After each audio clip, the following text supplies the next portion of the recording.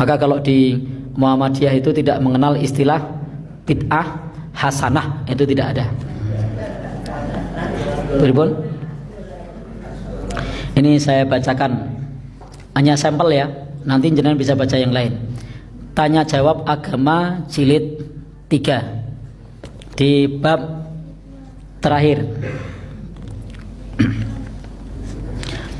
bid'ah hasanah dan bid'ah dolalah. Jadi ini ada pertanyaan, saya baca saja. Apakah ada bid'ah hasanah dan bid'ah dolalah? Dan tolong beri contoh bid'ah hasanah dan bid'ah dolalah. Yang bertanya Siti Hindun dari TK Aba cabang Curup Bengkulu. Bengkulu. Jawaban Majelis Tarjih. Ini saya hanya qori ya, hanya membaca. Tolong nanti kalau kemudian jawabannya tidak sesuai dengan selera jenengan, jangan hujat saya. Saya hanya membaca. Sebelum menjawab pertanyaan tersebut, perlu terlebih dahulu dipahami apa bid'ah itu sendiri. Perkataan bid'ah berasal dari akar kata Arab. Jadi dari kata akar Arab, dari bahasa Arab bada'a, pakai ain ya, yang menunjukkan arti penciptaan suatu karya kreatif dan orisinil tanpa adanya contoh sebelumnya. Kata Majelis Tarjih dalam menjawab pertanyaan ini. Dalam Al-Quran, surat Al-Baqarah ayat 117 dan surat Al-An'am ayat 101, Allah berfirman, Badi'us samawati wal ard. Artinya Allah lah yang menciptakan langit dan bumi yang belum pernah ada contoh sebelumnya.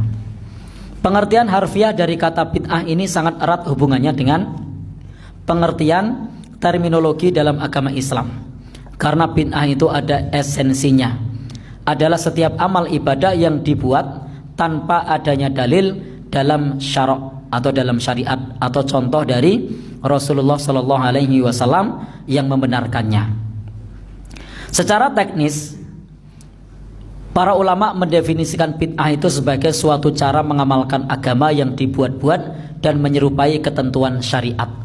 Nah, pengertian ini sendiri yang dijawab oleh Majelis Tarjih, kata-katanya mirip apa yang diucapkan oleh Imam Asy-Syatibi dalam kitab Al-I'tisam. Nah, rujukan tentang bid'ah di Suara Muhammadiyah itu sering menggunakan kitab Al-I'tisam yang ditulis oleh Imam Asy-Syatibi. Jadi nanti kalau jenengan baca di Suara Muhammadiyah, beberapa kali ketika ditanya tentang masalah bid'ah, itu rujukannya sering menggunakan kitab Al-I'tisam tulisan Imam Asy-Syatibi. Ada yang punya bukunya? Oh, enggak punya. Baik. Wajib beli enggak, Bu? Ya. Yang wajib beli tadi ya, Manhaj Tarjih tadi. Yang bukan saya tidak mewajibkan loh ini. Tadi yang mewajibkan Bu Ustadzah. Baik. Sehingga definisi ini suatu cara mengamalkan agama yang dibuat-buat dan menyerupai ketentuan syariat dan mempraktekkannya, dimaksudkan untuk ibadah kepada Allah Subhanahu wa ta'ala. Jadi menurut pengertian ini, unsur bid'ah itu satu, adanya praktek yang diadakan kemudian dan menyerupai ajaran agama. Jadi satu praktek yang menyerupai ajaran agama yang dulu tidak ada. Contohnya apa? Sholat awal dan akhir tahun. Apalagi posong rawat. Nah, mutih. Apalagi ngebleng. Oh, neton. Ya, baik. Praktek tersebut dimaksudkan sebagai bagian dari ritual peribadatan kepada Allah. Jadi ada dua. Nah, di sini apa yang dikutip ini dari kitab Al-I'tisam jilid 1 halaman 36 dan sampai 37. Saya punya kitabnya, tapi tidak saya bawa ini. Nah, tadi tidak merencanakan membaca ini. Jadi kalau merencanakan, insya Allah suatu saat saya bawa. Tapi tadi tidak merencanakan untuk membaca ini. Ini hanya untuk bukti saja bahwa Tarjih Muhammadiyah pemahamannya seperti itu. Karena saya sering menyampaikan di Jamaah Muhammadiyah, tapi baru tahu kalau ternyata di Muhammadiyah tidak mengamalkan yang begitu-begitu, karena banyak pengurus Muhammadiyah yang mengamalkan begitu-begitu. Iya. Sehingga saya sendiri sering gini, loh masa gitu? Di sini pimpinan cabang malah mimpin acara gitu loh. Iya, Pak. Enggak. Oh lah, yo itu urusan lain, tapi saya hanya menyampaikan secara sumber rujukan, secara tarjih seperti itu. Adapun nanti ada orang yang begitu dari warga Muhammadiyah, itu jangan terus dianggap sebagai putusan tarjih. Pernah juga satu saat ada yang tanya ke saya, Ustadz, apa hukumnya berkorban atas nama orang yang meninggal dunia? Saya bilang tidak boleh. Nah, lalu kemudian ada jamaah bilang, loh kata Ustadz Fulan boleh. Nah, orang Muhammadiyah loh satu, loh yang benar. Masa boleh? Tidak boleh, itu fatwa tarjih itu. Kalau fatwa tarjih, nah, kalau itu boleh. Ya, kalau sebelum meninggal sudah berwasiat itu boleh. Baik. Dan juga Imam Nawawi, ulama mazhab Syafi'i juga mengatakan tidak boleh. Jadi juga mengatakan tidak boleh. Tapi kemudian karena saya diinterupsi seperti itu, muka saya ya merah padam. Waduh, keliru boy aku. Karena ketika disebut di situ, yang disebut adalah tokoh Muhammadiyah yang saya sangat takzim di situ. Wah, jangan-jangan pendapat saya keliru. Sebentar Bu, coba jenengan bawa HP enggak bawa, coba googling. Setelah di googling, alhamdulillah pendapat saya benar. Kalau ditarjih, tidak merekomendasikan berkorban untuk orang yang sudah meninggal dunia. Lego, sumringah meneh kula. Wah. Jadi kadang-kadang begitu. Pripun? Nah, itu juga banyak toh, Pak. Nah, baik. Sehingga jangan sampai pendapat tokoh dianggap pendapat tarjih. Tapi kalau kemudian ada yang tokoh yang berbeda dengan tarjih, ya bukan berarti terus sesat, keliru, ya tidak. Tapi dalam hal ini kita bisa membedakan mana itu pendapat tarjih dan mana pendapat pribadi. Baik, kita lanjutkan. Jawabannya lebih lanjut perlu ditegaskan bahwa bid'ah itu tidak hanya meliputi praktek yang berupa perbuatan, tetapi juga sikap tidak berbuat yang disebut bid'ah tarkiyah. Jadi menurut majelis tarjih, bid'ah itu juga ada namanya bid'ah tarkiyah. Bid'ah tarkiyah itu meninggalkan sesuatu. Contohnya meninggalkan sesuatu yang diperintahkan oleh agama, baik yang sunat maupun yang wajib, dengan anggapan bahwa meninggalkan itu adalah agama.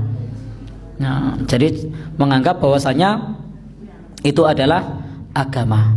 Contohnya, saya tidak mau makan buah ini. Untuk apa? Supaya doa saya makbul, padahal buahnya halal. Nah, saya tidak mau makan ikan. Saya tidak mau haji sebelum orangnya semua sudah kaya misalnya. Ini namanya bid'ah tarkiyah.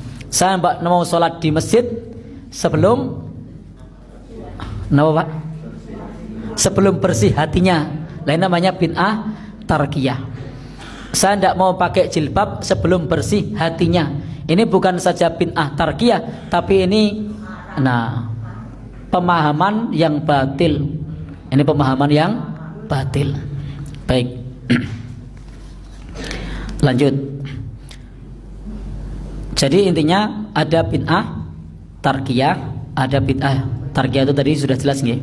Seperti ajaran bahwa seorang yang soleh yang telah mencapai tingkat hakikat tidak perlu lagi mengerjakan syariah, karena syariah itu hanyalah kulit belaka. Sementara orang tersebut telah mencapai inti agama, yaitu hakikat. Kiai sudah tidak sholat. Kenapa? Karena inti sholat itu ingat. Kiai itu sudah sampai derajat hakikat sehingga sudah tidak perlu sholat. Ini namanya bid'ah tarkiyah. Dan ini pemahaman yang keliru, yang batil. Baik, tetapi orang yang meninggalkan perintah agama bukan karena meninggalkan itu dipandang sebagai agama. Jadi orang meninggalkan agama tetapi tidak dipandang sebagai agama, maksudnya semata-mata malas atau lalai, maka tidak disebut bid'ah, tapi disebut maksiat. Jadi kalau ada orang yang meninggalkan sholat karena malas, itu namanya maksiat. Tapi kenapa kok tidak sholat? saya sudah sampai derajat hakikat, saya sudah sampai makom yang berbeda. Ini namanya bid'ah tarkiyah. Kenapa tidak menutup aurat? Saya tidak akan menutup aurat sebelum hati saya bersih. Nah, ini namanya bid'ah tarkiyah. Tapi kenapa belum menutup pakai jilbab? Saya belum siap. Nah, ini namanya maksiat. Baik. Pelanggaran bid'ah itu tercakup dalam sejumlah hadis Nabi Shallallahu Alaihi Wasallam. Contohnya adalah dalam Sunan Ibnu Majah. Hadis ini terkenal. Wa syarrul umuri muhdatsatuha wa kullu muhdatsatin bid'ah. Nah, itu seburuk-buruk urusan itu adalah dalam perkara yang baru, dan dalam perkara baru itu adalah seburuk-buruk perkara baru itu adalah bid'ah. Baik. Wa kullu bid'atin dolalah, dan setiap bid'ah itu sesat. Nah, dan apa yang dikemukakan tersebut tampak beberapa hal kesimpulan. Satu, bid'ah adalah suatu cara mengamalkan agama yang tidak berdasarkan tuntunan Rasul dan yang oleh pelakunya dianggap sebagai bagian dari agama. Sehingga ini merupakan lawan dari sunnah. Yang kedua, bid'ah hanya ada sepanjang menyangkut hal-hal yang berkaitan dengan agama, akidah dan ibadah, dan tidak menyangkut urusan duniawi yang bersifat makulul makna. Jadi bid'ah hanya urusan akidah dan ibadah. Yang ketiga, sebagai kebalikan dari sunnah, maka seluruh bid'ah harus ditinggalkan, dan seperti dinyatakan dalam hadis bahwa setiap bid'ah adalah dolalah. Jadi kalau menurut tarjih Muhammadiyah tidak ada bid'ah hasanah, semua bid'ah itu dolalah, karena tarjih membatasi bid'ah itu hanya dalam akidah dan ibadah, sehingga selain akidah dan ibadah itu tidak bid'ah. Peci ini tidak bid'ah, apalagi baju koko tidak bid'ah, karena dia bukan akidah, bukan ibadah, dia adalah sarana prasarana, dia adalah dunia. Baik. Yang keempat, jadi jelas tidak ada bid'ah hasanah dalam pengertian teknis keagamaan. Nah, jadi jelas tidak ada bid'ah yang hasanah dalam pengertian teknis keagamaan. Ini menurut Himpunan Putusan Tarjih, bukan himpunan. Fatwa Tarjih Tanya Jawab Agama Jilid 3, Tim Majelis Tarjih dan Tajdid Pimpinan Pusat Muhammadiyah, yang diterbitkan oleh Suara Muhammadiyah. Ini hanya sampel. Nanti kalau mau baca lagi, ini mau baca jilid berapa? Nah, waktunya ora cukup. Jadi, kenapa saya perlu bawa sampel seperti ini? Karena beberapa kali saya ketika mengampu kajian yang itu jamaahnya juga adalah jamaah Muhammadiyah, itu kaget, loh masa enggak boleh gitu. Maka saya baca ini khawatir kalau nanti ada yang membantah, sehingga saya langsung bawakan bukunya, biar baca sendiri. Baik. Kalau kita mendengar, masih 4 menit ya. Kalau kita mendengar ada orang yang mengatakan bid'ah hasanah, maka yang dimaksud adalah bid'ah dalam arti harfiah, dalam hal menyangkut urusan dunia, dalam hal-hal yang menyangkut urusan masolih mursalah. Kesemua ini adalah bid'ah dalam pengertian majazi, yaitu pengertian yang bukan ibadah. Maka dalam hal ini boleh-boleh saja. Adapun bid'ah dalam pengertian teknis agama yang dinyatakan sebagai sesat oleh Nabi adalah bid'ah seperti yang didefinisikan oleh Majelis Tarjih dari kitab Al-I'tisam tadi.